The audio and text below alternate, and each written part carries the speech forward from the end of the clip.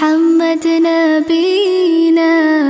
بنور هدينا من مكة حبيبي نور سطاع المدينة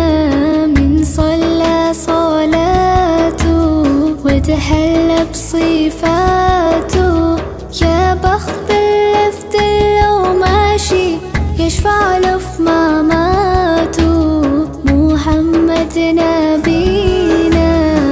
بنور هدينا من مكة حبيبي نور